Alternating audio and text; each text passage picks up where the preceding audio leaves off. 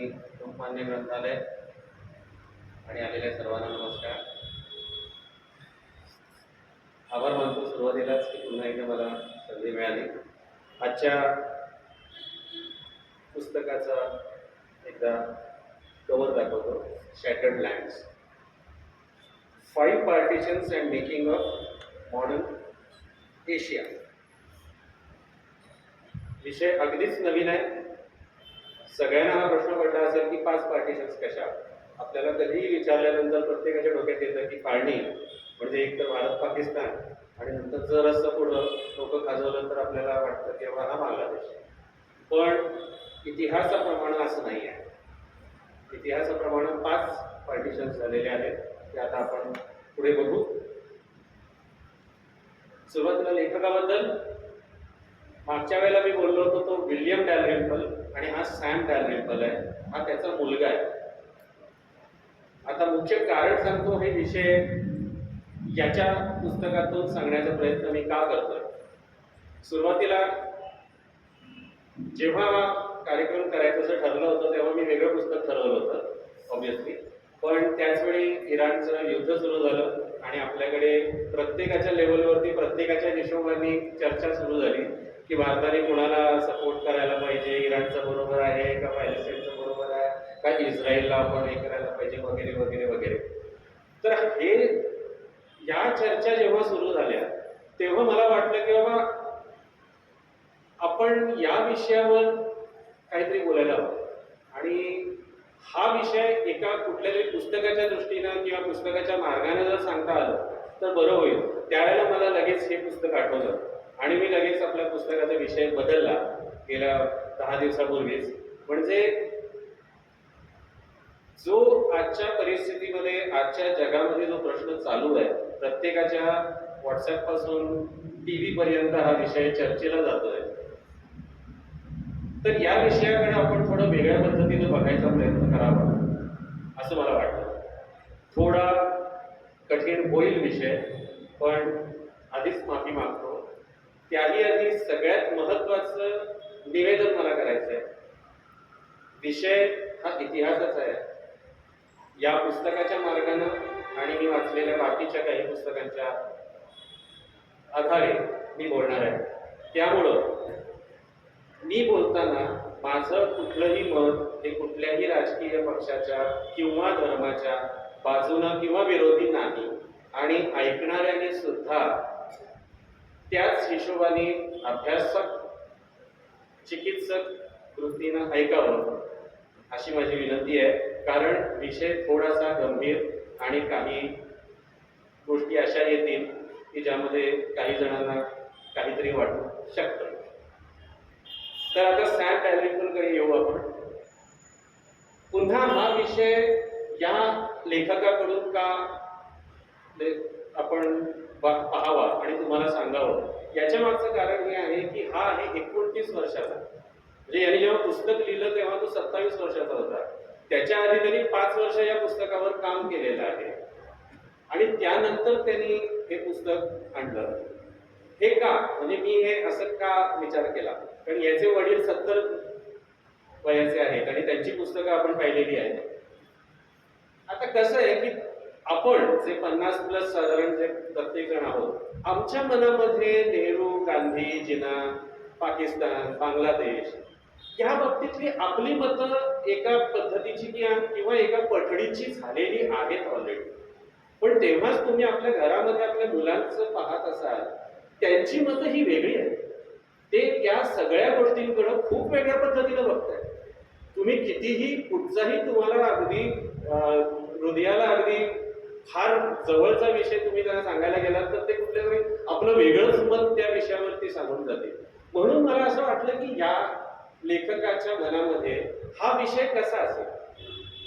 आपल्यापैकी कुणालाही या फाळणीचा डायरेक्ट काही फरक तसा पडलेला नाहीये. आपण ऐकलेला आहे, वाचलेला आहे, पण तो अनुभव आपल्याला नाहीये. त्यामुळे आपली मतं ही वेगळीच आहे.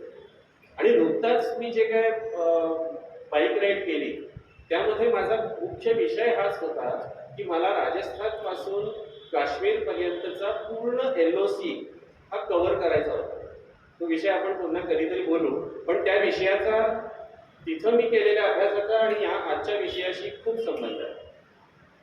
आणि माझी पुढची ट्रिप ही नॉर्थ ईस्ट एशियाची पूर्ण LOC म्हणजे आपली जी बॉर्डर आहे ती बॉर्डर टू बॉर्डर कव्हर करायचा असा माझा विषय आहे, विचार आहे. आणि कदाचित आजचं व्याख्यान ऐकल्यानंतर तुम्हाला पण ती इच्छा होईल असं मला वाटतं. तर हा संस्कृत आणि पर्शियन स्कॉलर आहे, म्हणजे आपण अशाच कुणाचं काही ऐकत नाहीये, चांगला मोठा स्कॉलर आहे. त्यांनी प्रोजेक्ट दास्तान म्हणून एक प्रोजेक्ट केला ज्यामधून हा विषय सुरू झाला. त्याचे लंडनमध्ये ऑक्सफोर्डमध्ये असताना 2 मित्र होते, एक बांगलादेशी आणि एक पाकिस्तानी. आणि सहज बोलता बोलता पाकिस्तान आणि बांगलादेश आणि आमची फॅमिली पहिला तिकडे होती, आता इकडे आली, आता मी लंडनमध्ये आहे, असे विषय जेव्हा यायचे तेव्हा याच्या मनात सुरू झालं की बाबा आपण याला जोडायचा काही प्रयत्न करता येईल का. तर त्यावेळी याच्या मनात आलं 2018ला 17-18ला की भारताला 75 वर्ष होत आहेत 2023ला. तर त्याआधी आपण या विस्थापित दोन्ही बॉर्डरच्या दोन्हीकडच्या फॅमिलीजना जोडून द्यायचा काही प्रोजेक्ट करता येईल का. तर त्यावेळी त्यांनी हा प्रोजेक्ट सुरू केला, प्रोजेक्ट दास्तान. आणि मध्ये कोविड आल्यामुळे थोडंसं थांबलं, पण तरीही त्यांनी साधारण 42 फॅमिलीजना जोडून दिलं. म्हणजे AIचा आणि व्हर्च्युअल रियालिटीचा वापर करून तुझं गाव, तुझं तिथलं घर, तुझ्या आठवणीतली तिथली मशीद किंवा मंदिर किंवा तिथला तुझा नातेवाईक यांना त्यांनी ते असं जोडून दिलं. तर त्या प्रोजेक्ट मधून त्याला हा विषय सुचला. आणि यामध्ये मजेशीर काय गोष्ट झाली की त्या प्रोजेक्टसाठी जेव्हा तो बॉर्डरमधनं फिरत होता आणि सगळ्यांशी बोलत होता तेव्हा त्याचा ऑब्व्हियसली प्रश्न असा होता की तुमचं फाळणीबद्दलचं मत काय. नॉर्मल प्रश्न. तर त्याला काही जणांनी असा उलट प्रश्न केला की कुठच्या फाळणीबद्दल बोलताय. मग याला कळलं की इथं काहीतरी वेगळं आहे. मग हा विचार करायला लागला, मग त्यांनी शोधायला लागला की अरे बापरे, बर्माची पण फाळणी झालेली आहे, बांगलादेशची पण झाली आहे, बांगलादेशची तर 2दा झाली आहे, पाकिस्तानची झाली आहे, प्रिन्सली स्टेट्सची फाळणी झालेली आहे. मग याला कळलं की बाबा हा विषय अजून पुढे जातो. त्याच वेळी काय झालं की कुवेतच्या राजाने असा एक प्रोजेक्ट डिक्लेअर केला की आपला जो इतिहास आहे, आपली जी संस्कृती आहे त्याबद्दलची जरा माहिती काढून आपण त्यावर एखादा प्रोजेक्ट तयार करावा आणि आपल्या देशाच्या पुढच्या लोकांसाठी इतिहास तयार करावा. तर या प्रोजेक्टसाठी त्यांनी काही लोकांना जेव्हा अपॉइंट केलं आणि ते सगळे जेव्हा कागदपत्र शोधायला लागले तेव्हा त्यांना मजा अशी वाटली की कागद हे दिल्लीत नव्हते किंवा लाहोरमध्ये नव्हते, कराचीमध्ये नव्हते, कुवेतमध्ये नव्हते, दुबईमध्ये नव्हते किंवा लंडनमध्येही नव्हते. कागद त्यांना सापडले मुंबईत. मग याचा जास्त विचार सुरू झाला की अरे बापरे, हे सगळे कागदपत्र मुंबईत काय करतात. यातून हा आजचा विषय आपला सुरू होतोय. तयार. 1921ला ब्रिटिश इंडियन एम्पायर हा इतका मोठा, म्हणजे आज आपण कल्पना करू शकत नाही. Kuwait, Dubai, Bahrain, Oman, Aden ते इकडे रंगून पडले. आपला भारत हा इतका मोठा होता. आता याला आपला भारत का म्हणायचा. कारण या पूर्ण भागामध्ये एकच पासपोर्ट चालायचा, जो ब्रिटिश पासपोर्ट. एकच रुपी चालायचा, जो इंडियन रुपी होती. एकच पब्लिक सर्व्हिस होती, जी इंडियन पब्लिक सर्व्हिस होती. एकच आर्मी होती, जी ब्रिटिश इंडियन आर्मी होती. या पूर्ण भागामध्ये कुणीही त्यावेळेला कुणालाही न विचारता प्रवास करू शकत होतं. 1929 आणि 1932 असं 2दा महात्मा गांधींनी हा प्रवास पूर्ण केलेला आहे. त्यानंतर सायमन कमिशनने हा पूर्ण प्रवास केलाय आणि त्यावेळेचे व्यापारी तरी ओपनली हे सगळं करतच होते. तर हा आपला पूर्ण भारत. त्यावेळी आता जसा भारतामध्ये आपल्याकडे मुंबई, दिल्ली, कलकत्ता आणि मद्रास ही महत्वाची शहरं आहेत, तसं त्यावेळेला रंगूनही होतं, एडनही होतं. आणि हिशोबाने बघितलं तर रंगून हे या सगळ्या शहरांपेक्षा मोठं होतं.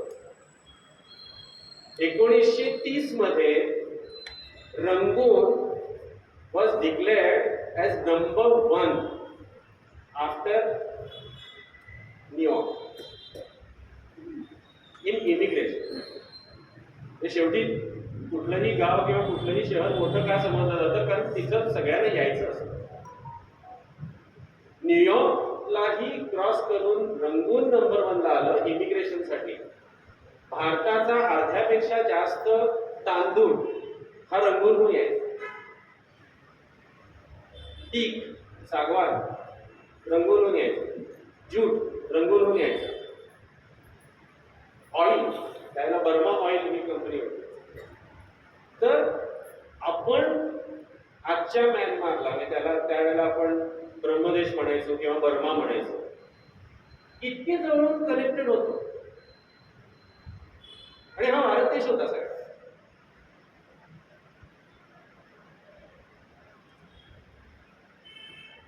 ही त्यावेळेची नोट बघा.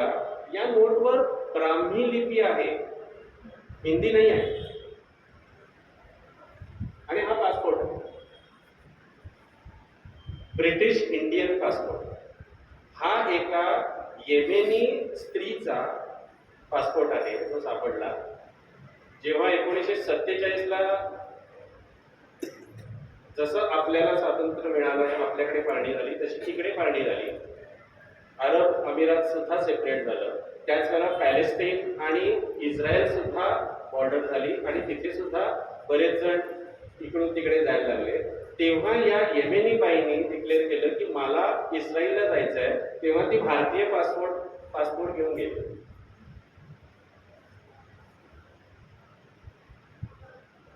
तर या 5 पार्टिशन कुठल्या?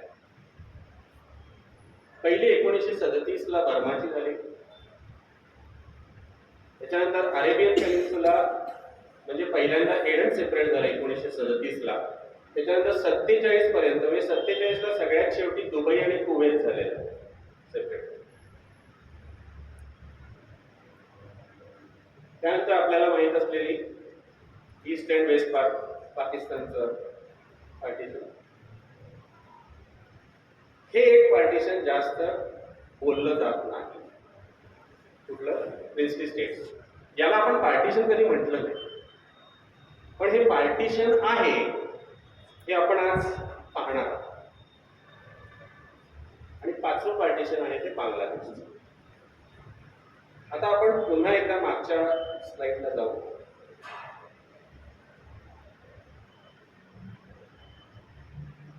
हा जो मॅप आहे यामध्ये एक गोष्ट मी मुद्दाम सांगितली नव्हती. यामध्ये 2 रंग दिसत आहेत आपल्याला. इथं खाली लिहिलंय बघा.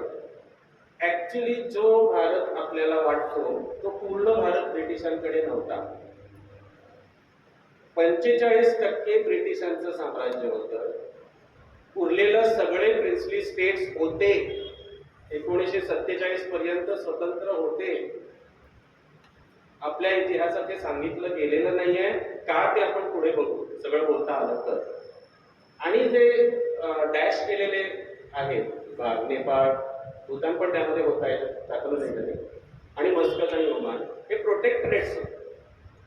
आणि बाकी सगळे संस्थानं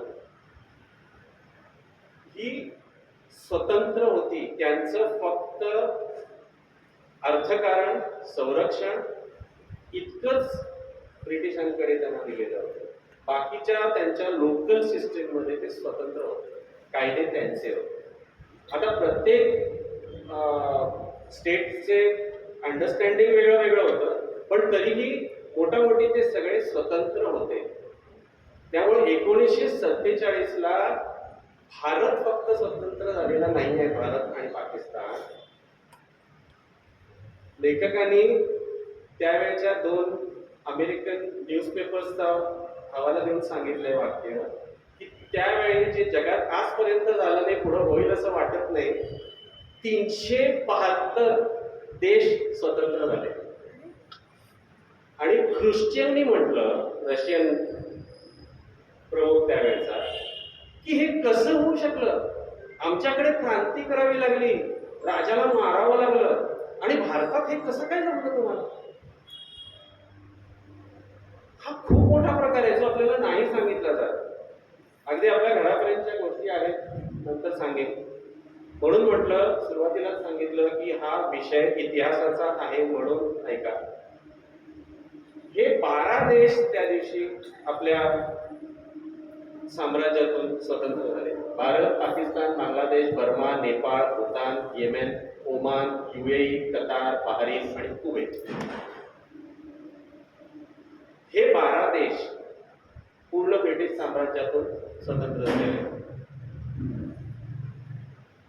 आता याचं कारण पण आहे, प्रत्येकाला प्रश्न पडला असेल की हे असं काय झालं म्हणून.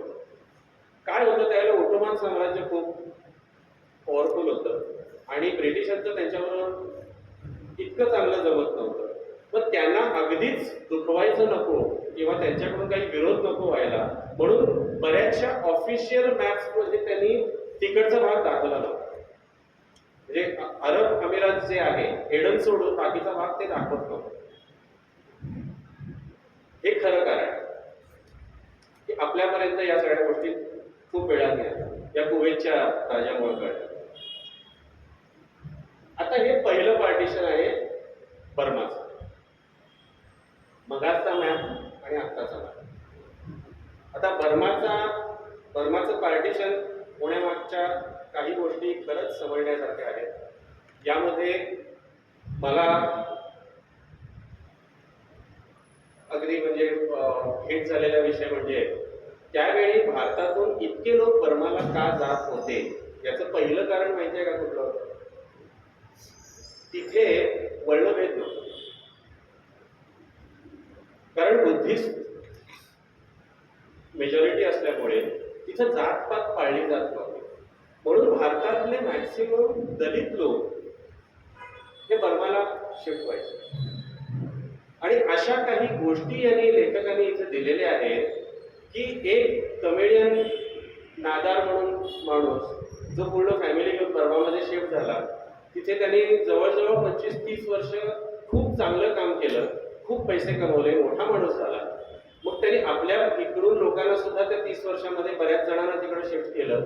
ते सगळे मोठे झाले आणि जेव्हा बर्माची फाळणी झाली आणि बर्माहून जेव्हा भारतीय लोकांना इकडे शिफ्ट व्हावं लागलं परत, तेव्हा हा जेव्हा गावी आला तेव्हा त्याला परत दलित म्हणून लोकांनी पाहायचं. अशा त्यांनी गोष्टी यात दिलेल्या आहेत. म्हणजे अशा गोष्टी आपल्याला बऱ्याच वेळा खूप समोर येत नाही. त्यानंतर दुसरं कारण, बर्मामध्ये त्यावेळी चेट्टियार, तमिळ चेट्टियार हे फॅमिलीज खूप म्हणजे खूप पॉवरफुल होते. सगळी बँकिंग इंडस्ट्री ही चेट्टियार्सकडे होती, पूर्ण बँकिंग इंडस्ट्री. आणि भारतातून आणि कोण कोण गेलं होतं? बंगाली मुस्लिम गेले होते, बिहारी मुस्लिम गेले होते, तमिळियन्स गेले होते, सरदार लोक गेले होते, सिख लोक गेले होते. आणि हे सगळे तिथं एक प्रकारे पॉवरफुल कम्युनिटी होऊन राहायला लागले. आपण याचा विचार थोडासा वेगळ्या बाजूला करावा की आपण भारतात आहोत, बाहेर राहणाऱ्या लोकांनाही माहिती असेल की मायनॉरिटी म्हणून राहिल्यानंतर काय होतं. तो मायनॉरिटी माणूस स्वतःला पॉवरफुल करायचा प्रयत्न करतो, काम करून, खूप जास्त काम करून सिस्टीमवरती आपला कंट्रोल आणायचा प्रयत्न करतो. तशा पद्धतीनं भारतीय लोक तिथे कंट्रोलमध्ये होते. त्याच वेळी दुर्दैवाने झालं काय की 1926-27च्या सुमारास अमेरिकेमध्ये खूप मोठा कोलॅप्स झाला. त्यामुळं तांदळाचे भाव आणि साठवणाचे भाव 50% खाली उतरले. त्यामुळं बर्मामधून जो तांदूळ एक्सपोर्ट व्हायचा तो बंद झाला आणि त्याला किंमत मिळेना झाली. आणि मग तिथले शेतकरी या चेट्टियार लोकांचे लोन फेडायला तेव्हा प्रॉब्लेम व्हायला लागला. तेव्हा चेट्टियार लोकांनी त्या जमिनी घ्यायला सुरू.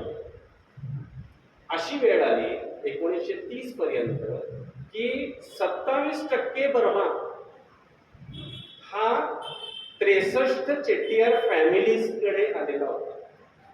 म्हणजे यावरून तुम्ही विचार करा की अस्थिरता समाजामध्ये किती झाली असेल. तुमच्याबद्दलचा एका पर्टिक्युलर कम्युनिटी बद्दलचा राग किती वाढला असेल.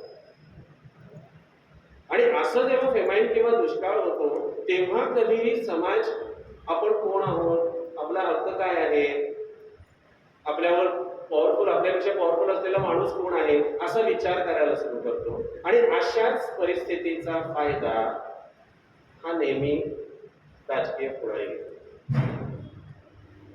आणि यातून बर्मामध्ये प्रॉब्लेम सुरू झाला. दुसरं कारण आहे सायमन कमिशन. तुम्ही सगळ्यांनी ऐकलेलं असेल. पहिलं महायुद्ध संपल्यानंतर ब्रिटनची अर्थव्यवस्था खूप रसातळाला गेली. त्यांना सांभाळणं कठीण झालं सगळं काही. मुख्य म्हणजे पहिल्या महायुद्धामध्ये ब्रिटनकडून सगळ्यात जास्त सैन्य हे भारतीय इंडियन एम्पायर मधनच गेलं होतं. 10 लाख सैनिक गेले होते. त्यातले 90,000 सैनिक ऑफिशियली परत येऊ शकले नाही. खरा आकडा माहिती नाही.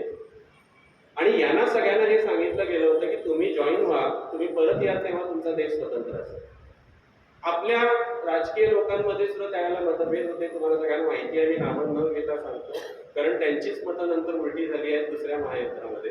त्यामुळे नावं न घेतलेली बरी, की तुम्ही जॉईन व्हा असं आपल्या काँग्रेसच्या लोकांनीच सांगितलं. हे जॉईन झाले, परत आले, तेव्हा त्यांनी पाहिलं की आपण अजून परतंत्रच आहोत. त्यामुळे हा एक असंतोष वाढला. दुसरी महत्वाची गोष्ट, या सगळ्यांकडे शस्त्रास्त्र. आणि यावेळी ब्रिटनने हे ठरवलं की सायमन कमिशन पाठवावं आणि भारतासाठी म्हणजे ब्रिटिश एम्पायरसाठी एक नवीन कॉन्स्टिट्यूशन त्यांना सूट होईल अशी करा.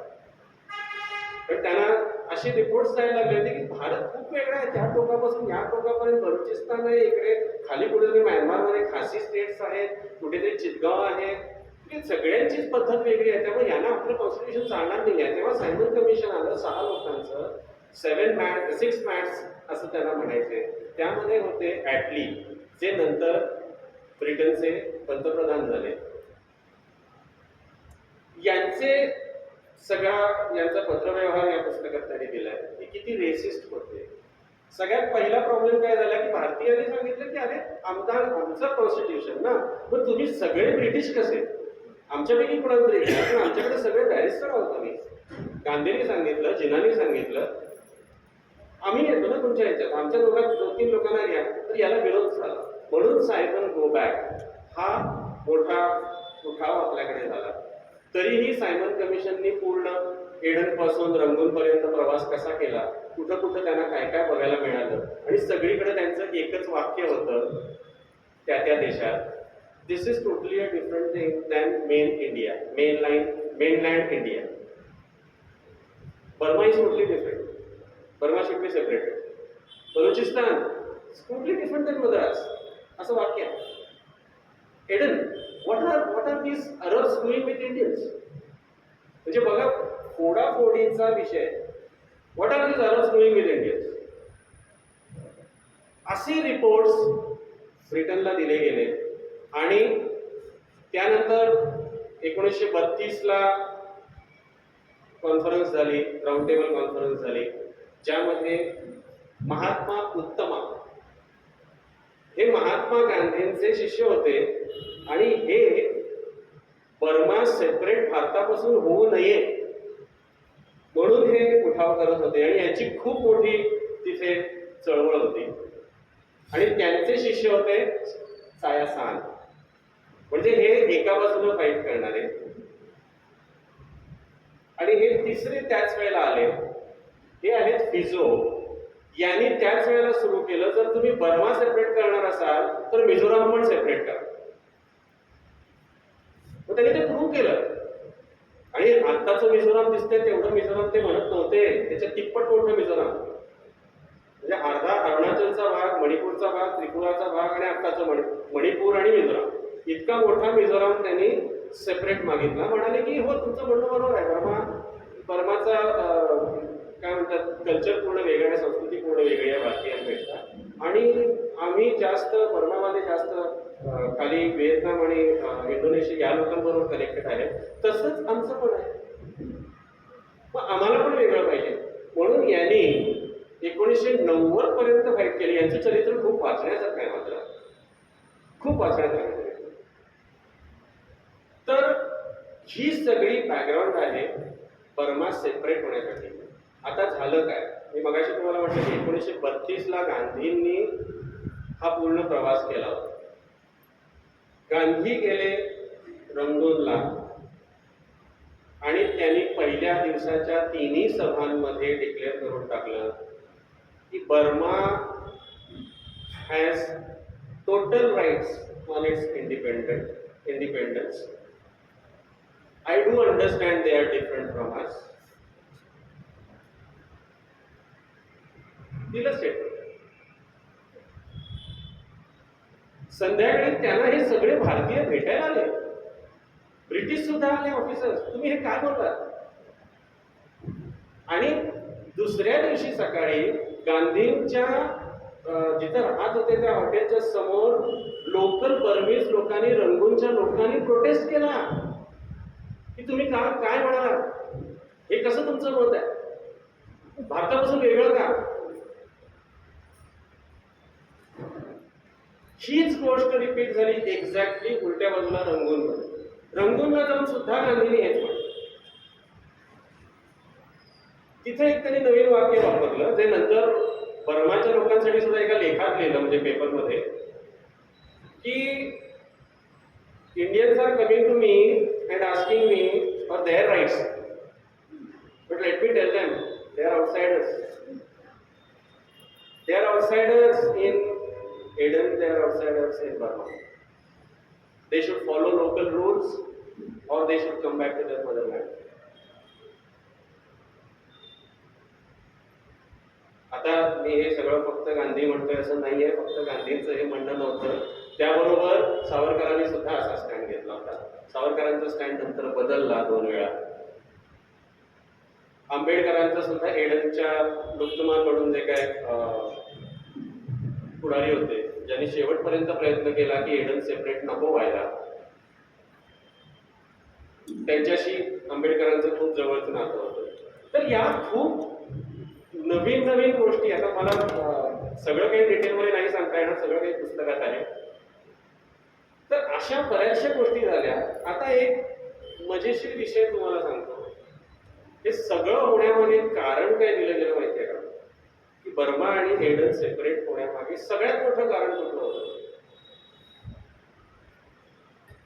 गांधी म्हणाले, आणि त्याबरोबर काही काँग्रेसच्या नेत्यांचं सुद्धा हेच म्हणणं होतं, की स्वतंत्र भारत जो होणार आहे उद्या, हा आमच्या स्वप्नातला महाभारतातला भारत आहे. हे ओपन स्टेटमेंट्स आहेत आणि त्यामध्ये कुठंही अरबस्तानचा उल्लेख नाही, बर्माचा उल्लेख नाही.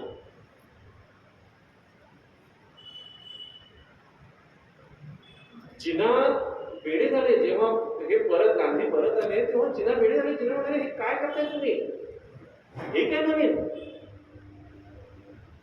हिंदू मायथॉलॉजीचा आणि आपल्या स्वातंत्र्याचा संबंध काय आहे? पहिला ब्रिटिशांना बाहेर काढण्याबद्दल बोलत होतो आपण, आणि हे हिंदू मायथॉलॉजी कुठून आली? महाभारताचा मॅप तुम्ही आता कुठं काढताय? हे वाद झाले त्यावेळेला मोठे. यावर आणि दुसरी गोष्ट दुर्दैवी अशी झाली, मी दुर्दैवीच म्हणेन सध्या, याच वेळी 32-33 ला गांधींनी आणि काँग्रेसने वंदे मातरम आपलं राष्ट्रगीत म्हणून डिक्लेअर केलं आणि दुर्गा माताचा फोटो सगळीकडे यायला लागला, भारत माता म्हणून.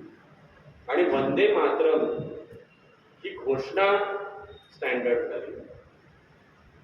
त्यावेळी मात्र जिनांनी पूर्णपणे विरोध केला, म्हणाले हे करू नका, हे आता नका करू,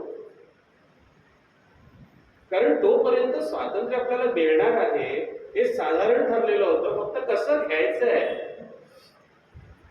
हा विषय चालला होता. तर इथे तुम्ही आता हिंदू राष्ट्र काँग्रेस, तुम्ही आता हिंदूच्या बाजूने कुठे उभं राहताय? आता हा हिंदू धर्माचा विषय कुठं आणताय? ऑलरेडी मुस्लिमांमध्ये थोडाफार प्रॉब्लेम सुरू झालेला आहे, तर तुम्ही हे काय नवीन सुरू करता? रेकॉर्ड आहे, मी माझ्या मागचं काही बोलत नाही आहे. एक खूप चांगला पॅरा आहे. सरोजिनी नायडू या जिनांच्या खूप जवळ होत्या. जिनांच्या फॅमिलीबद्दल, त्यांच्या मुलीबद्दल, बायकोबद्दल सुद्धा त्यांनी खूप काही काही लिहिलंय.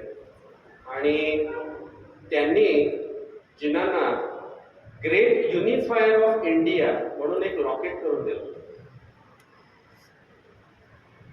हे पत्र याच्यात आहे. एका मीटिंग मध्ये जेव्हा यांनी सगळ्यांनी विरोध केला की असं आपण नको करायला, सध्या आपण एकत्र राहून स्वातंत्र्य कसं घ्यायचं, कॉन्स्टिट्यूशन कसं बनवायचं याचा विचार करूया, तेव्हा जेव्हा जिनांना तिथे विरोध झाला तेव्हा जिनांचं वाक्य आहे, हा पॅरा आहे. Jinnah was deeply worried by this. We are sons of the land. We have to live together. He cried. I believe there is no progress for India until Muslims and Hindus are united. He appealed to his opponents, not as Musliman, but as an Indian, and argued for a secular India where Hindus and Muslims could live together. The key, Jinnah argued, was to give Muslims adequate representation in parliament. The whole problem was this. ते एवढंच म्हणत होते, पण तिथं त्यांचं कोणी ऐकलं गेलं नाही. त्यांना अक्षरशः शब्द वापरले गेले, नॉटी बॉय, स्पॉइल्ड चाइल्ड, असं त्यांना बू म्हणतात ना, तसं बू करून त्या कॉन्फरन्स मधून बाहेर काढलं गेलं. त्यांचा एक मित्र त्यांच्या मागणं स्टेशन पर्यंत गेला, जमशेद म्हणून. त्याने लिहिलंय, he was standing at the door of his first class coupe compartment and he took my hand, record Jamshed years later. He had tears in his eyes as he said, Jamshed, this is the parting of the ways. It was the first time Jamshed had seen Jinnah cry. इतिहास जेव्हा आपण पुस्तकांमधनं अभ्यासकांचं वाचायला जातो ना, तेव्हा खूप वेगळं जग समोर येतं. गोष्ट ही प्रत्येकाकडं आपल्या बाजूची ही असतेच, पण अभ्यासकांनी, वाचकांनी, आपण आज बोलतमध्ये आहोत, आपलं वाचन कशा पद्धतीचं असावं याची ही काही उदाहरणं आहेत. यानंतर वेळ खूपच कमी उरलाय, सॉरी, आणि अजून सुरुवातच आहे. बर्माचा डिवोर्स झाला, म्हणजे बर्मा डिवोर्सेस इंडिया म्हणून पेपरमध्ये आलं म्हणून मी हे लिहिलंय. म्हणजे आणि तसंच आहे ना अर्थ, की बर्माने डिवोर्सच केला इंडियाचा. यानंतर बर्मामध्ये हे पुढारी आले, यांच्यामध्ये युसॉ हा पूर्णपणे मिलिटरीच्या बाजूला होता, ज्यांनी सुभाषचंद्र बोसांना मदत केली आणि ते एकत्र होते. तो एक खूप मोठा भाग याच्यामध्ये आलेला आहे आयएनएचा.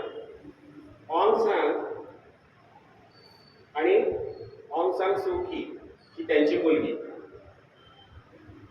ही तुम्हाला सगळ्यांना माहितीच आहे, त्यामुळे याबद्दल मी जास्त बोलत नाही. आता बघा, उरलेल्या सगळ्या प्रकारामध्ये या दोघांच्या इगो क्लॅशमध्ये आणि एकमेकांना मात देण्याच्या आणि मत बदलण्याच्या प्रकारामुळे पुढचा सगळा प्रकार झालेला आहे.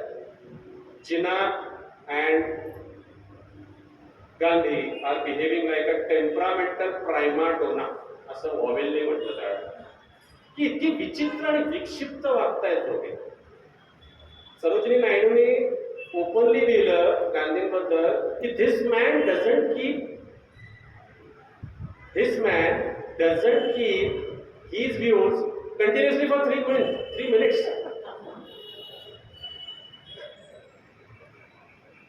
आताच्या ट्रम्प बरोबर नका कम्पेअर करू, पण तरीही तिनं आता सरोजिनी नायडूने म्हटलं की 3 मिनिटांनी काय म्हणतील काय सांगता येत नाही. ज्या गांधींनी सुरुवातीला, मी मगाशी तुम्हाला म्हटलं, जिथून प्रॉब्लेम सुरू झाला वंदे मातरम आणि हे पुढे गेल्यामुळं, तेव्हा जिना एका बाजूला आणि मधल्या काळामध्ये हे सगळं झालं. मग काही घटना त्यांनी याच्यामध्ये दिलेल्या आहेत की जिनांना हे समजून आलं की नेहरू आणि पटेल आणि हे सगळी जी काय लॉबी आहे ही आपल्या विरुद्ध जाणारच आहे कंटिन्युअसली असं दिसतंय. आता पुढाऱ्याचं कसं असतं की पुढाऱ्याला आपली एक बाजू धरून ठेवावी लागते. मग ती आज आपण पाहतोच की पक्ष कुठला का असेना आपल्याला राहायचा. अशा पद्धतीनं यानंतरचा आपला प्रकार झालेला. आता हे सगळं मी डिटेलमध्ये नाही बोलत, थोडं कॉन्ट्रोवर्शियल पण आहे, ठरवलं होतं बोलायचं पण आता नाही बोलत. इथं लेखक बोलतो नोबडी इन्क्लुडिंग जिना, नेहरू, पटेल और Lord Mountbatten had any idea what is going. आणि हे सगळे प्रूफ्स त्याच्यामध्ये आहेत. म्हणजे एक पत्र असं गेलंय, दुसरं पत्र तसं गेलंय, एक टेलिग्राम असा आहे. माउंटबॅटननी सगळ्यांसमोर एक सांगितलं आणि नंतर टेलिग्राम पाठवलं. नेहरूंनी मीटिंग मध्ये एका गोष्टीला हो म्हटले आणि नंतर जिनांच्या घरी जाऊन भेटून आले. हे सगळं म्हणजे मजेशीर आहे. आपण फक्त एका दृष्टीने बघतो पण राजकीय पुढाऱ्यांचा जो काय प्रकार चाललेला असतो तो खूप वेगळाच चाललेला असतो. तर इथे बऱ्याचशा गोष्टी आहेत ज्या या मधल्या काळात झाल्या. मुस्लिम लीगनी स्वतःचा वेगळा रस्ता घेतला. तरीही 1945 पर्यंत जिनांनी असे स्टेटमेंट्स दिलेले आहेत आणि ब्रिटिशांनी सुद्धा हा ऑप्शन दिलेला होता की सेपरेट होण्यापेक्षा तुम्ही कॉन्फेडरेशन मध्ये राहा. आणि जिनांनी त्याला हो म्हटलं. कॉन्फेडरेशन म्हणजे काय की एक सेंट्रल गव्हर्नमेंट राहील दिल्लीमध्ये, पाकिस्तानमध्ये मुस्लिम बहुल जो काय भाग आहे तिथे त्यांचं सरकार राहील. म्हणजे जसं आता US आहे किंवा आता जसं आयर्लंड आणि वेल्स आहे ग्रेट ब्रिटन बरोबर. तो ऑप्शन दिलेला होता आणि त्याला हो म्हटलंय. ते जिनांनी हो म्हटलं होतं, नेहरूंनी नाही म्हटलं. त्यावेळेला जिनांनी जेव्हा हो म्हटलं तेव्हा मुस्लिम पुढाऱ्यांनी जिनांना सांगितलं की अहो कशाला हो म्हणताय तुम्ही, पण हे लोक दिल्लीमध्ये बसणार आणि आपल्याबद्दल ठरवणार. जो चाललाय का आपण कशाला त्याला हो म्हणायचं नाही, तुम्ही सेपरेट मागा. जिना म्हणाले नको, आपण एकत्र राहू. एकच संरक्षण असू दे, एकच फॉरेन पॉलिसी असू दे, एकच अर्थव्यवस्था असू दे.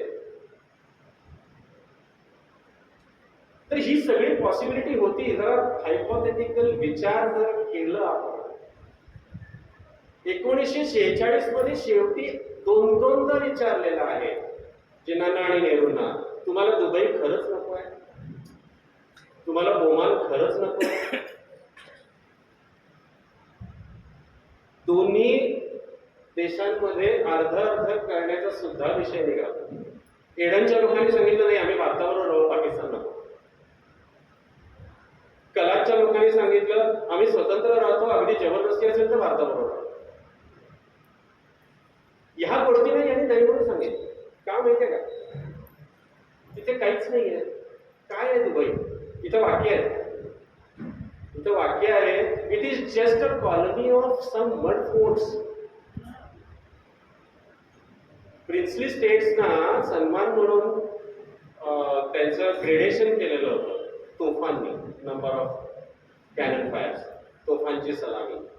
त्याच्यामध्ये सगळ्यात जास्त सलामी ही होती इंदौर, ग्वालेर आणि हैदराबादच्या निजामाला 21 तोफांची. व्हाईसरॉयला होती 81 तोफांची आणि इंग्लंडच्या राजाला होती 125 तोफांची. आणि त्याच्या खाली सगळे 20, 17, 15, 12, 3. यामध्ये दुबईच्या सुलतानाला सलामी नव्हती. ओमानच्या सुलतानाला 21 होती. 1921 ला जेव्हा दरबार भरला होता, जे तुम्हाला माहिती आहे ते फोटोज तुम्ही बघितला असेल, त्या दरबारासाठी दुबईच्या सुलतानाला इन्व्हिटेशन नव्हतं. तर हा इतिहास आहे. आणि त्यांनी कंप्लेंट केली आहे की ओमान आणि दोहाचा आणि बहारीनचा जातोय आणि मला काय नाही आलं इन्व्हिटेशन. तर अशा पद्धतीनं यांनी काय सांगितलं, जिना आणि नेहरू आणि गांधी यांचं काय म्हणणं होतं, तोच ना मग असता तो महाभारतातला भाग या महाभारतातला भाग. शेवटी 1947ला 1 एप्रिल हा फोटो सुद्धा तेव्हा न्यूजपेपरमध्ये आला होता आणि त्याच्या खाली लाईन होती की एक्झॅक्टली 6 years आफ्टर दिस फेट ऑफ दिस रिजन चेंज. आणि एका डेकेडमध्ये दे वर competing with the economy of US. आणि आज तरी काय आहे तुम्हाला माहिती. यानंतर आहे आपला सगळ्यात fateful scene, direct action day. या लोकांमध्ये कुठल्याही पद्धतीचा काहीही एकी होत नव्हती, कोणीही कोणाला ऐकत नव्हतं, कुठल्याही रिझोल्युशन वरती येत नव्हते. तेव्हा शेवटी जिनाने ऑर्डर दिली डायरेक्ट ऍक्शन. हा फोटो जास्त वेळ मी ठेवत नाही, पण हा जगभरच्या पेपर्स मध्ये आलेला फोटो आहे. गिधाड आणि अशा पद्धतीने त्याला मॅप्स येत होते सगळीकडे. काय करायचं, हिंदू सोसायटी पॉप्युलेशन किती आहे, मुस्लिम किती आहे, कुठं आहे, कसं आहे, आणि हेच डिस्कशन चालायचं. यानंतर शेवटी म्हणजे आपल्याला माहित असलेला बराचसा इतिहास आहे, त्यातला बराचसा काही नवीन इतिहास आहे, तो आता मी सांगत नाही, वेळ पण नाही आहे आणि नको पण नको बघू जमेल. तर जेव्हा शेवट ठरला की आता स्वतंत्र व्हायचं आणि पाकिस्तान होणारच, तेव्हा रॅडक्लिफला बोलवलं गेलंय. तेव्हा माउंटबॅटन आलाय. माउंटबॅटनला तिथून ऑर्डर आली आहे की तो जून 1948 पर्यंत या सगळ्या भागाला स्वतंत्र करायचं आहे आणि तिथून बाहेर पडायचं आहे. या महाभागाला काय झालं माहिती नाही, यांनी 70 दिवस ठरवलं. आपण 70 दिवसात लग्न ठरवलं आणि इथे यांनी ठरवलं की सेपरेट व्हायचं. सगळ्याचा दोष बहुतेक जण यालाच देतात, याच निर्णयाला देतात. पण त्यांनी सुद्धा स्वतःचं कारण आणि स्वतःची बाजू मांडलेली आहे. त्याचे सुद्धा बऱ्याचशा गोष्टी यात आहेत. इतकं होऊन लेखकाचं म्हणणं हे आहे की मला पटत नाही की माउंटबॅटनने हा निर्णय का घेतला असेल आणि त्यांनी दिलेली कारणं मला पटत नाही. पण नवीन सुद्धा काही गोष्टी लेखक या पुस्तकात देतो की इंटरनॅशनली सुद्धा बऱ्याचशा गोष्टी बदलत होत्या. 1947 मध्येच पॅलेस्टाईन आणि इस्रायलचा निर्णय ब्रिटिशांना घ्यावा लागला. इजिप्तचा प्रॉब्लेम म्हणजे सुएझ कॅनालचा प्रॉब्लेम त्याच वेळी झाला. म्हणजे या सगळ्या गोष्टी एकाच वेळेला होत होत्या. असं काही नाही की स्वातंत्र्यासाठी लढलेली माणसं वगैरे वगैरे वगैरे, याच्यासाठी बरेच एक्सटर्नल फॅक्टर्स. तसा इतिहास वाचला ना, पर्सनली मला विचारला तर शेवटच्या 30 वर्षामध्ये स्वातंत्र्य येणारच होतं. फक्त कुणी काय खायचं आणि कोणाची भाकरी किती लहान मोठी असेल यावरच सगळं झालं. अलीकडे मी वाचलेल्या जितक्या पुस्तकांमध्ये आहे, कारण तुम्हाला माहिती आहे की इतिहासातले कागदपत्र जी आहेत ती काही काळानंतर ओपन होतात आणि ही कागदपत्र आता ओपन झालेली आहेत, बाहेर आलेली आहेत. अगदी 1971चे काही बांगलादेशच्या वेळेचे किंवा 1965च्या चीन आणि भारताच्या युद्धाच्या वेळेची काही कागदपत्र, काही ताळा या आत्ता बाहेर पडलेल्या आहेत, म्हणजे ओपन डोमेनमध्ये आलेल्या आहेत. त्यामुळे इतिहास बदलेल. त्यामुळे आता पुन्हा नवीन पुस्तकं जी येतील ती आपल्याला वाचावी लागतात. इतिहास हा कधीही नवीन जे काय आलंय ते पुस्तक खऱ्या चिकित्सक माणसाने वाचावं, कारण त्याच्यामध्ये ही अशी नवीन ओपन झालेली पुस्तक, नवीन ओपन झालेली माहिती येते आणि इतिहास बदलतो. तर अशा पद्धतीनं डिस्कशन झालं. पण शेवटपर्यंत हे माहिती नव्हतं की हे जे पाकिस्तान म्हणते ते असणार कुठं, ते कुठं असणार. शेवटपर्यंत माहितीच नव्हतं, कारण काही ठरलेलंच नव्हतं. आता दुसरी गोष्ट आपल्याला अशी सांगितली जाते की रॅडक्लिफनं आपली सीमा म्हणजे ठरवली. हे खरं नाही. रॅडक्लिफने आपली सीमा फक्त 45% सीमा रॅडक्लिफने लिहिलेली. तसं पुस्तकामध्ये हे प्रूव्ह केलेलं आहे की ती इव्हन 30% सुद्धा नाही जी रॅडक्लिफने केली. उरलेली पूर्ण जी काही बॉर्डर आहे ही प्रिन्सली स्टेट्सने ठरवलेली आहे. की ज्याला तिकडं जायचंय म्हणाला, ज्याला इकडं यायचंय म्हणाला, त्याच्या राज्याची बॉर्डर ही देशाची बॉर्डर ही खरी गोष्ट आहे. आता हे सगळं आपल्याला गेल्या 70-75 वर्षात का नाही सांगितलं गेलं हे माहिती आहे. कारण 71 पर्यंत आपला देश एका वेगळ्याच स्वप्नात होता. 71ला काही घटना अशा घडल्या ज्या वेळेला या गोष्टी साधारण काही लोकांना कळायला लागल्या, पण मूळ इतिहासाच्या पुस्तकांमध्ये हे आलेलंच नाही. रॅडक्लिफला दोष दिला आणि सोडून दिला. काही ठिकाणी अशी उदाहरणं दिलेली आहेत की काही राज्यांनी भांडण केलं की नाही आम्हाला नाही जायचंय भारतात, काही जणांनी म्हटलं आम्हाला नाही जायचंय पाकिस्तान, काही जणांनी म्हटलं आम्हाला हे दोघंही नको आहेत, आम्हाला बर्मामध्ये जायचं. आणि हे असं झालंय आणि त्या पद्धतीनं आपली सीमा झालेली आहे. रॅडक्लिफनी फक्त पंजाबची मेजॉरिटी सीमा ही रॅडक्लिफने गेली आहे. जम्मू आणि काश्मीरच्या मध्ये 2-3 ठिकाणच्या काही गोष्टी इंटरेस्टिंग याच्यामध्ये अशा आहेत की लास्ट मिनिटला कोणीतरी जाऊन सांगितलं अरे माझं शेत तिकडं आहे, माझा कालवा तिकडे आहे. कोणी जाऊन सांगितलं यांनी आपल्या नेहरूंनी सांगितलं अचानक एक दिवस show me that particular area. मग त्यांनी ते दाखवलं गुरदासपूरच्या आसपासचं. तर नेहरूंनी सांगितलं नाही नाही ही लाईन अशी का. त्याचं उत्तर त्यांनी 5 वर्षांनी सांगितलं की मी असं का म्हटलं, फक्त माझ्या कोणाचं तरी काहीतरी तिकडे आहे आणि इकडे आहे. आपल्या सगळ्या काँग्रेसच्या पुढाऱ्यांनी त्यावेळेला अशा पद्धतीनं पाहणी करून घेतलेली आणि या गोष्टी आहेत. एक मुलगी लग्न करून पहिल्यांदा माहेरी आली आहे आणि त्याच वेळेला हे आता फाळणी होणार आहे आणि ती मुस्लिम आहे आणि तिचा मित्र शाळेतला मित्र जो सरदार आहे आणि ते दोघं रोज भेटतायत आणि बोलतायत की काय कसं चाललंय, नवीन लग्न झाल्यानंतर हे ते. आणि तो नवीन काहीतरी बिझनेस तरी सुरू केलेला असतोय. ते रोज दोघेही बोलतायत आणि बातम्या येत आहेत की मग हे दोघं म्हणतात आपण तर लाहोरच्या जवळ आहोत, लाहोर भारतातच राहणार, आपण काही घालायची गरज नाही.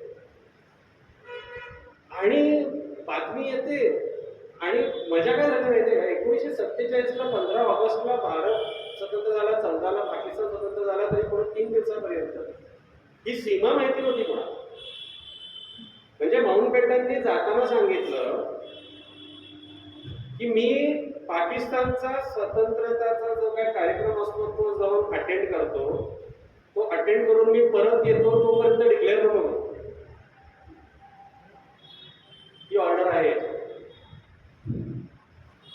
तर माहित नव्हतं ही बॉर्डर कुठं असणार आहे. तर एक दिवस हे ओपन होतं, हे दोघं लोक बोलतायत की मग कधी जाणार परत गावी वगैरे वगैरे आणि पत्र आलंय तिकडून वगैरे. आणि एक दिवस ओपन होतं आणि तेव्हा कळतं की तिथं सासर भारतात गेलं आणि हे गाव पाकिस्तान. कळणार का? त्यानंतरचा दंगा, लुटालूट, कापाकापी, न बोलण्यासारख्या गोष्टी आणि डिटेल्स आहेत. पण अशा कथा आहेत त्याच्यात. मग हा मुलगा म्हणतो मी तुला तुझ्या सासरी सोडून येतो. सरदार मुलगा मुस्लिम मुलीला. मग याच्यामध्ये वाद पण झालेला आहे की अगं ते भारतामध्ये हिंदू राष्ट्र होणार आहे, इथं मुस्लिम आहे, तिथं आपण बघू नंतर काय करायचं ते.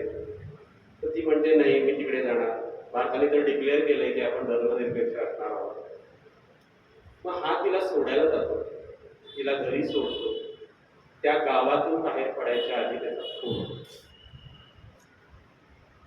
आणि हे नंतर कळतं की त्याची कत्तल करणाऱ्यांमध्ये हिच्या नवऱ्याचेच टोळ. या कथा अशा आहेत ना. हे तर ही. आणि आपल्याकडे कसं झालंय की आपण फक्त पंजाबच्या बॉर्डर बद्दलच बोलत आलोय. असं आपण मणिपूरची बॉर्डर कधी बोलतो नाही, बांगलादेशची बॉर्डर कधी बोलतो नाही, कधी ब्रह्मदेशची म्यानमारच्या बॉर्डर बद्दल बोलतो. तिथं याही पेक्षा वाईट परिस्थिती आहे.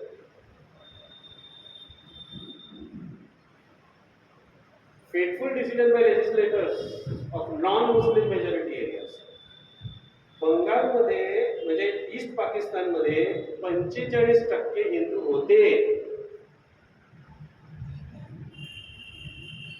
हिंदू मुस्लिमच्या बाजूला बोलत नाही आहे, पण पार्टिशन ज्या पद्धतीनं झालं, तर वोटिंग झालं तरी सांगितलं नाही तुम्ही पाकिस्तान. चितगाव म्हणून जो एरिया आहे तिथे 2% मुस्लिम होते, 60% बुद्धिस्ट होते, त्यांना टाकलं गेलं. बर्माचं जेव्हा पार्टिशन झालं तेव्हा पटकाई हिल्स म्हणून जो भाग आहे तिथे 98% मुस्लिम होते, तो भाग बर्मामध्ये ठेवला गेला आणि बर्मामधनं सगळ्या मुस्लिम आणि हिंदूंना बाहेर काढलं गेलं मारून. खूप खूप कत्तल झाली आहे. म्हणजे पाकिस्तान आणि भारताच्या ट्रान्सफर होताना जी कत्तल झाली त्याच्यात दुप्पट कत्तल ही म्यानमारमध्ये झालेली आहे. त्याला लॉंग मार्च म्हणून एक वेगळा विषय आहे की ते कसे चालत त्या सगळ्या जंगलातून आणि हिमालयातल्या दऱ्यांमधून कसे भारतात आले. या काही कथा यातल्या वास्तवाला म्हणजे रडू येतात अक्षरशः. आणि त्यांचं म्हणणं हे होतं की आम्ही का जायचं, हे आमचा देश आहे ना, आम्ही बाहेरचे कधी झालो. एक 2-2, 3-3 पिढ्या राहिलेल्या आहेत. आता आपण इथे सगळेच जण काय, मला नाही वाटत 4 पिढ्या 3 पिढ्यांपासून बेळगाव जाऊ. जर तुम्हाला सांगितलं बेळगावचं तुम्ही नाही जाणार आहात, या लोकांना जावं लागलं. या कथा आहेत येतात.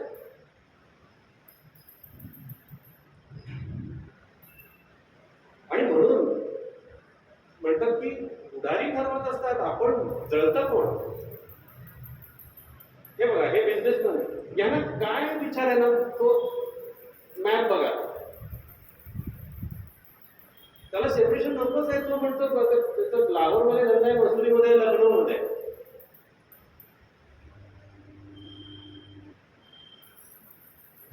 पण नाही, शेवटी हे आपल्याला बघावंच लागतं.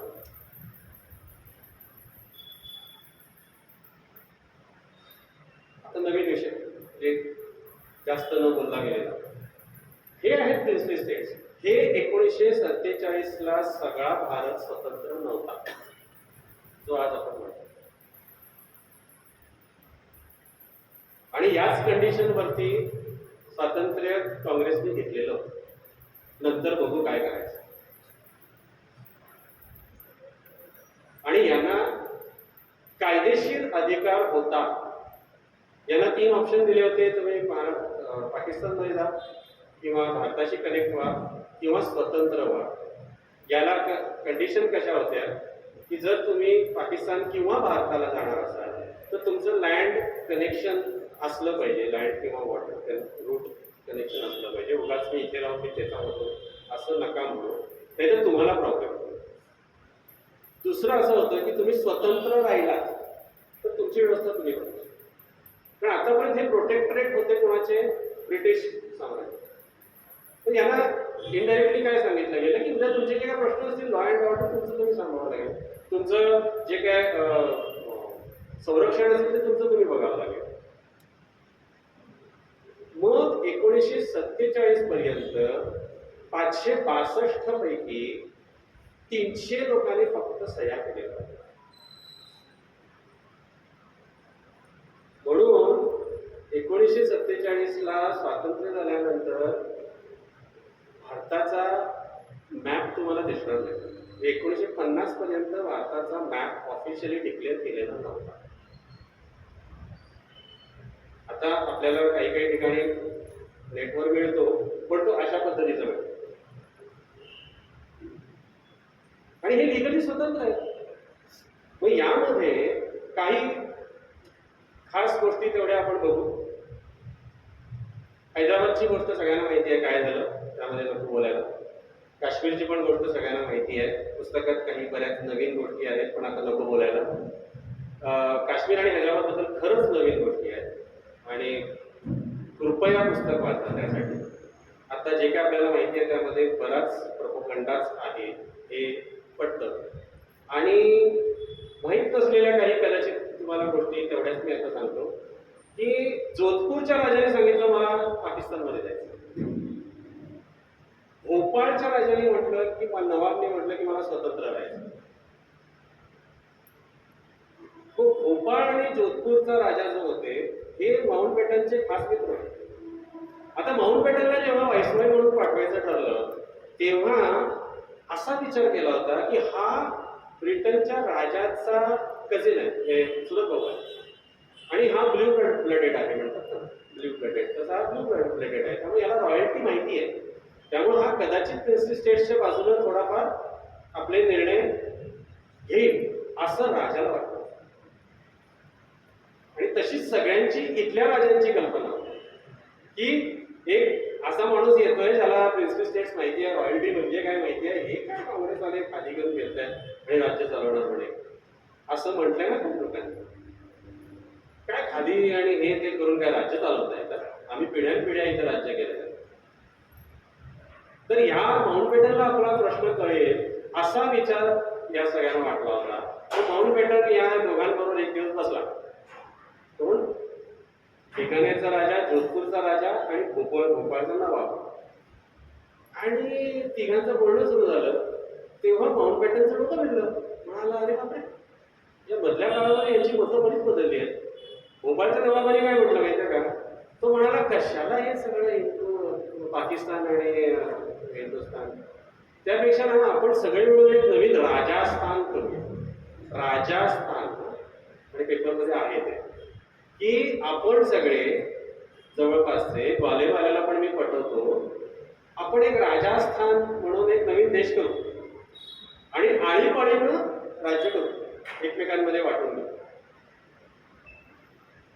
तो माउंटबॅटनला कळलं, अरे बापरे, हे काहीतरी नवीनच आहे, कठीण होणार. तर जोधपूरवाला काय म्हणाला, तसं करण्यापेक्षा ना मला जिनांनी काय सांगितलंय की तू पाकिस्तानला जॉईन हो, तुला मी कराची पोर्टचा ओपनिंग देतो आणि तू तिथून व्यापार करू शकशील, तुला शस्त्र तिथून इम्पोर्ट करता येतील आणि तू स्वतंत्र राहा. आणि हळूहळू या बिकानेर आणि भोपाळच्या लोकांना सुद्धा पटव, म्हणजे आपला रस्ता हैदराबाद पर्यंत येईल. आणि हे होता होता वाचलंय, हे होता होता वाचलंय, या सगळ्यांनी बरोबर म्हटलं होतं. आणि हैदराबादचा तरी त्यावेळेला जगातला श्रीमंत माणूस. 1937ला रॉकफेलर गेल्यानंतर, JD रॉकफेलर गेल्यानंतर he was declared as richest man in the world. यांनी काय केलं, नवाबांनी गोवा विकत घ्यायचं म्हणून गोवाची किंमत पोर्चुगीजांना सांगितलं, तुम्ही मला तुमची किंमत सांगा, म्हणजे त्याला पोर्ट मिळतं व्यापार करण्यासाठी.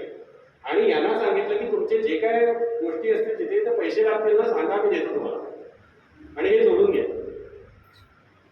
आणि आता जिना म्हणतात त्यांच्याबरोबर जाऊया, नंतर मग आपण आपलं आपलं करू. आणि तो खराच श्रीमंत होता. म्हणजे हैदराबाद आता दिसते ते हैदराबाद नाहीये. हैदराबाद म्हणजे अर्धा महाराष्ट्र, अर्धा कर्नाटक, बिदर, हे ते बराच काय काय भाग आहे तुम्हाला. आणि फ्रान्सची एरिया आणि हैदराबादची एरिया सेम होती. फ्रान्सची अर्थव्यवस्था याच्यापेक्षा कमी होती हैदराबादपेक्षा. तर तो हे करू शकत होता. त्यांनी ऑलरेडी शस्त्र विकत घ्यायला सुरू केलेलं होतं, त्यांनी विमानं विकत घ्यायला लागणार होतं. मग यांना वाटलं की बाबा हा आपण हे करू शकतो, आपला मोठा भाऊ हे बोलतोय चला. मग त्याला तो जगातला मुस्लिम खॅलिफेट होता, म्हणजे ओटोमान त्याला खाली आला होता आणि हैदराबादचा नंबर 1 होता. तो बाकीचे सगळे नवाब त्याच्या बाजूनच असणार ना ऑब्विसली. फक्त गाडी अडकली कुठे की जोधपूरच्या राजांनी जेव्हा हे म्हटलं की हा मी सही करतो असं जिनांना म्हटलं, तेव्हा त्याचा जो काय प्राईम मिनिस्टर होता, प्रधानमंत्री, तो म्हणाला, राजेसाहेब जरा थांबा ना, आई साहेबांना इथे विचारूया, राणी साहेब. याची मजा कशी होती की याचे जे वडील होते आधीचे राजा, त्यांनी ऑलरेडी सांगितलं होतं की मी भारताला जॉईन होईल. पटेलांना त्यांनी कन्फर्म केलेलं होतं, पण ते वारले.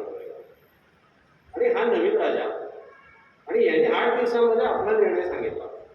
मग या प्रधानमंत्र्यांनी काय सांगितलं की एकदा राणी साहेबांना विचारा ना, आईला विचारा काय, आणि उद्या सही करू ना आपण, त्याला काय. ते आला, त्यांनी आपल्या आईला विचारलं, आईने सांगितलं नाही. आणि हे खरं आहे की भारताला जॉईन व्हायचं तुझ्या वडिलांनी पण ठरवलं होतं. आमची दोघांची चर्चा झाली होती, बरेच दिवस आम्ही दोघांनी बोललो होतो आणि याचे प्रोज अँड कॉन्स आम्ही बघितले आहेत, आणि भारताला जॉईन झाले तर जास्त बरं. त्यामुळे तू जाऊन त्यांना नाही म्हणून सांग. जेव्हा त्यांनी नाही म्हटलं ना, तेव्हा हे सगळं बंद तुटलं आणि आपण थोडक्यात वाचलं. तरीही भोपाळच्या नवाबाने शेवटपर्यंत आपला हेका सोडला नव्हता. पण जशी बाकीचे सगळे प्रिन्सली स्टेट्स ॲसोसिएशन वरती सह्या झाल्या तसंच यांचं पण झालं. भोपाळचं थोडं आणि जुनागडचं तुम्हाला माहितीच आहे, ते आता नको बोलायला पुन्हा. तर अशा पद्धतीनं हा सगळा प्रकार झाला आहे जे आपल्याला माहिती नाही आणि हे सगळं बाहेर आलं पाहिजे. आता जेव्हा आपण बघतो की या ज्या रॉयल फॅमिलीज, छत्रपती महाराज, हे ते जे काय त्या ठिकाणचे, पुढं काय झालं की 80% लोक या सगळ्या गोष्टींमुळं 80% लोक सगळे राजकारणात आले, सगळे काँग्रेसच्या विरोधात उभारले आणि सगळे जिंकायला. सगळ्यात मोठा बॉम्ब कधी पडला जेव्हा गिरिजा देवीने गिनीज बुक रेकॉर्ड केला की तिला 99.8% मतं पडली आणि ऑब्विसली इंदिरा गांधींना त्रास झाला. आता या प्रिन्सली स्टेट बद्दल नेहरू आणि पटेल यांची काही मतं होती, हे पण फार इंटरेस्टिंग आहे. सगळ्यांच्यात आहे. नेहरूंना सुरुवातीपासून प्रिन्सली स्टेट्स आवडत नव्हते, म्हणून होते की काय यांच्यामध्ये काय. पण याच्यामध्ये सुद्धा परत कंपॅरिझन केलं की रामपूरचा नवाब ज्यांनी आशियातली सगळ्यात मोठी लायब्ररी बांधली, म्हैसूरचा राजा ज्यांनी, म्हैसूरचं राज्य हे भारतातलं त्यावेळेला सगळ्यात मोस्ट डेव्हलप्ड राज्य होतं आणि तो सुसंस्कृत आणि संगीतज्ञ होता, हे सगळं याच्यात आलेलं आहे. त्यानंतर अशा 2-3 राजांबद्दल खूप मोठं कौतुक पण आहे आणि ते स्वतंत्र झाले तर ते राहू शकले असते आणि बरं झालं असतं असं सुद्धा मत आहे काही जणांचं. तर अशा पद्धतीने आपला भारत कसा बसा भारताचा मॅप झालेला आहे. थोडंफार मजा म्हणून दाखवतो. हा मॅप दिसतो का तुम्हाला? जर जमखंडी, मुधोळ, कोल्हापूर, सांगली, खाली शहापूर, बेळगाव, माहितीये का हा भाग स्वतंत्र कधी झाला? म्हणजे हा भाग भारतात कधी आला माहिती आहे? 1949.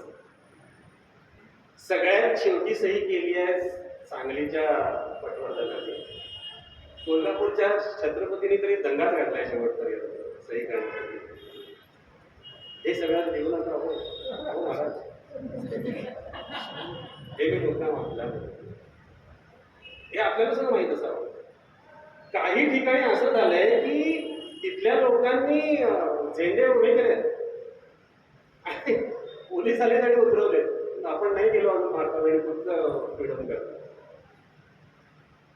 बांगलादेशातली तरी काही गावं अशी झाली आहेत, जत मध्ये असं झालेलं आहे की आपण अजून आपल्या राजाने अजून सही नाही केलेली, झेंडा उतरवा. अक्कलकोटला असं झालेलं. अर्थात हे सही न करण्यामागे सुद्धा डिव्हिजन ऑफ प्रॉपर्टी आणि हे सगळं तुम्ही मला काय देणार वगैरे वगैरे होतं, त्या सुद्धा बऱ्याचशा गोष्टी आहेत. त्यामुळं असो. यानंतर 1971चा बांगलादेशची फाळणी, ही आपली 5वी फाळणी. खूप दुर्दैव, बऱ्याच गोष्टी झाल्या. त्याच्यामध्ये बरंच काय काय झालेलं आहे जे पुस्तकात आलंय. 1950 ते 60 मध्ये भारत आणि पाकिस्तानचं जे काय नातं होतं ते अतिशय चांगलं होतं.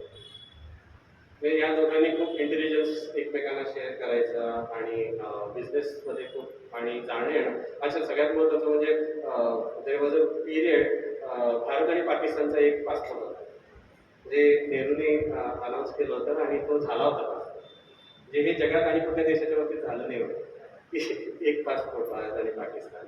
आणि त्याच वेळेला नेहरूनी आणि लियाकत अली खाननी असं पण अनाऊन्स केलं होतं, म्हणजे ते काम करायला त्यांनी सुरू पण केलं होतं की United federation of Asian countries. म्हणजे जसं आता युरोप आहे, जर तुम्ही गेलेले असाल तर तुम्हाला जाणवत पण नाही तुम्ही एका दिवसात 2-2 देश क्रॉस करता. तर तसं यांनी काम करायला सुरू केलं होतं की पाकिस्तान, भारत आणि बांगलादेश, नेपाळ आणि भूतान आणि सिक्कीम, आणि त्याला सिक्कीम अजून भारतात नव्हता, तुम्हाला माहिती असेल. सिक्कीम 71ला भारतात आला. तर श्रीलंका, हे सगळं एकत्र असावं असा पण एक हे होतं. पण हे सगळ्यांना सुरू कुठं लागला माहिती आहे का या दोघांच्या प्रेमाला? 1965-61-62 मध्ये जेव्हा आपल्या गोव्यामध्ये सैन्य आलं. बघा एका बाजूची आपल्याला मजा अशी असते की त्याला असं पाकिस्तानला आणि जगाला वाटायला लागलं, जर आपण अगदी गळा पडून सांगत असतो की भारताची एक्सपान्शनिस्ट मोटिवेशन आहे, मूव आहे,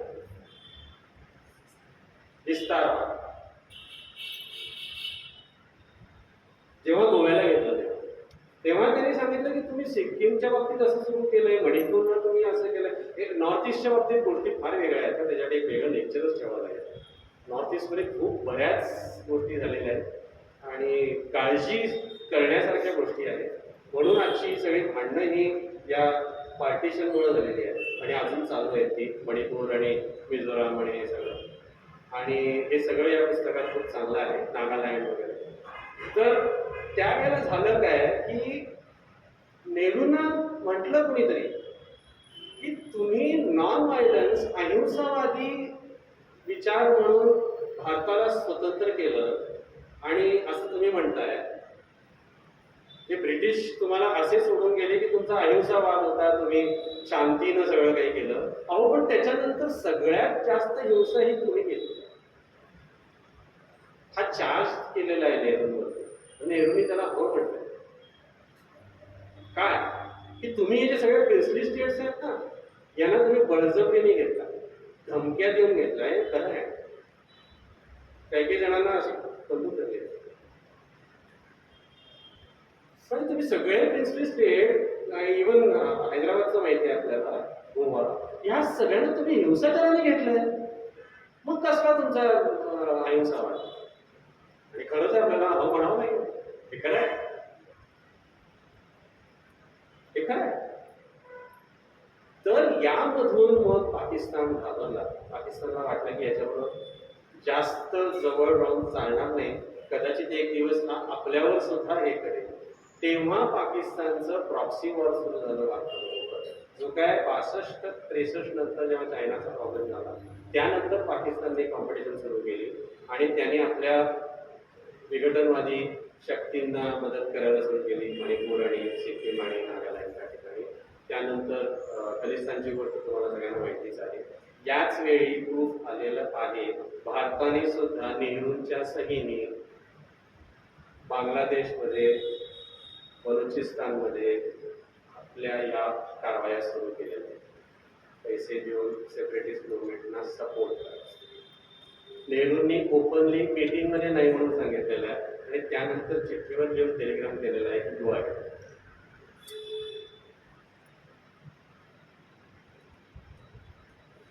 तर आपण सेपरेटिस्ट मुवमेंट्सना तेव्हापासून आतापर्यंत आपण पण आपलं काम करतोच आहोत, म्हणजे आपला देश करतच आहे. तर हा इतिहास आहे. म्हणून मी शेवटचा फोटो हा घेतो. हा फोटो प्रसिद्ध फोटोग्राफर रघु रायनी काढलेला आहे. 1971चा आहे हा फोटो, बांगलादेशच्या. पण मी फिफ्थ पार्टिशन इथं का लिहितोय की मला हा फोटो बघितल्यानंतर वाटला की हे लोक त्यांच्या चेहऱ्यावरती, यांच्या डोळ्यांमधून विचारतात आता पुरे करा ना. आणि किती पार्टिशन, आम्ही किती वेळा कुठं कुठं जातो, कोण ठरवतंय आमचं मत कोणी विचारतंय का, आमचं काय होत आहे. अशा काही उदाहरणं अशी याच्यामध्ये आहेत की एकटा बर्मामधून आला, म्हणजे विस्थापित होऊन भारतात आला, त्यानंतर त्या भारताच्या त्या भागाचा ईस्ट पाकिस्तान झाला, मग तो पाकिस्तानी झाला. त्याच्यानंतर थोड्या दिवसांनी तो बांगलादेशी झाला. त्याच्यानंतर बांगलादेशमधून तो जिवंत राहिला तर त्याला परत हिंदू म्हणून तिथून मारून बाहेर काढलं गेलं. तो भारतात आला, परत भारतीय झाला. हे असं कितीतरी फॅमिलीज तर झालेलं आहे. आपल्याला हे जगावं नाही लागलं.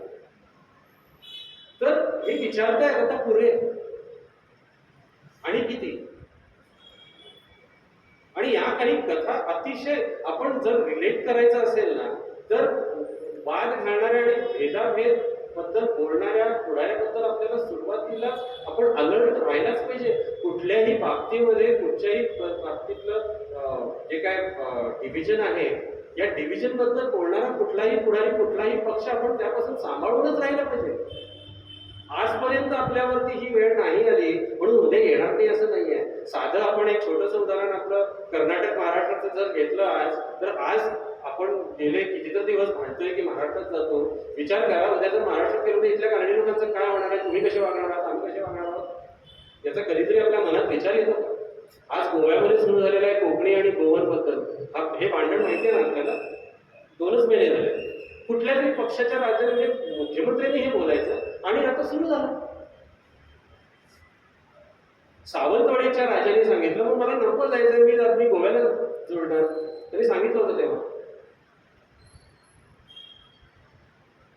तर किती फाळणे आपल्यामध्ये होती आहे. आता आपण सुसंस्कृत वाचणारी माणसं, विचार करणारी माणसं अशी असू तर निदान आपण 10 लोकांना हे सांगायचं काम केलं पाहिजे की बाबा हे जरा आपण थोपूया पुऱ्याच. कारण कुठलीही फाळणी इथल्या इथं आपण महाराष्ट्र आणि कर्नाटकच्या बॉर्डर जर कोणी बघितलं असाल तर कशी होते फाळणी, शेत इकडे घर तिकडे, असं देशांचं झालेलं आहे. त्रावणकोरच्या राजाने सांगितलं शेवटपर्यंत मी नाही म्हणून सांगितलं तुम्ही नाही आणणार, हे नाही आपल्याला आज नाही का, कारण त्याला तिथे युरेनियम मिळालं आणि ब्रिटिश लोकांना त्यांनी नेम केली की तुम्हाला मी इथला पूर्ण हक्क देतो आणि तुम्ही माझं संरक्षण बघा. झालं तसं, त्याच्याकडे पैसे होते. या सगळ्यांना त्यांच्या म्हणजे हे स्वतंत्र होते, त्यांना तुम्ही काठी दाखवून सही करून घेतलेला आहे. आणि या कथा आहेत. बीपी मेननचं अजून एक पुस्तक आहे, पटेलांच्या चरित्रात सुद्धा हे आहे. साधारण मी हे बोलतोय हे सगळं 5-6 पुस्तकांचं एकत्र करून बोलतोय, त्याच्यात बऱ्याच मजेशीर गोष्टी आहेत त्याच्यामध्ये. तर हा विचार आपण केला पाहिजे की जितकं जोडणारा माणूस असेल त्याच्याबरोबर राहिलेलं बरं, कुठचीही तोड्याची भाषा करणाऱ्या माणसाबरोबर न राहिलेलं बरं. आणि इतकं बघून जर सुद्धा जर कोण एक्स्ट्रीमिस्ट आणि कुणाबद्दल काहीतरी हे नकोत आपल्याकडे आणि ते नकोत आपल्याकडे असं जर बोलणार असाल तर परिणाम असे होतो. आज आपल्याला सगळ्यांना सांगितलं जातं की स्पेसमधनं हे दिसतं काय, चायनाची वॉल दिसते, पण ते खरं नाही आहे. स्पेसमधनं भारत पाकिस्तानची वॉल दिसते, ही बॉर्डर आहे भारत पाकिस्तानची, ही परिस्थिती आहे. आणि पाकिस्तानमध्ये असं म्हटलं जातं की ते 1.5 लाख जे काय फोटो हे लाईट्स लावलेत ना भारताने, ती इलेक्ट्रिसिटी आम्हाला दिली तर आमच्याकडे 24 तास लाईट तरी राहते. ते हे पार्टिशन्सचं हे हा परिणाम आहे. जगातली सगळ्यात गार्डेड, मोस्ट गार्डेड पार्टिशन आहे म्हणजे ही सीमा आहे. अनमॅन्ड ड्रोन्स आहेत, त्याच्यानंतर थर्मल सेन्सर्स आहेत. आणि ही वॉल्स हे मी बॉर्डर बघितली आहे, जवळजवळ 50% बॉर्डर तरी मी स्वतः बघितली. किती रिसोर्सेस, किती खर्च, काय. आणि एकेकाळी आपलेच पुढारी म्हणत होते की नाही सगळे एकत्र राहू, आपलेच पुढारी म्हणत होते की ओपन बॉर्डर मध्ये राहू नये. की आता आपल्याला नाही का वाटत की व्हावं काय. पाकिस्तानच्या लोकांचं काय, त्यांचे पुढारी काय म्हणतात ते त्यांच्या लोकांचं म्हणणं थोडं जातं. म्हणून धन्यवाद, 15-20 मिनिटं जास्त घेतली. Let's avoid partitions of any kind. धन्यवाद.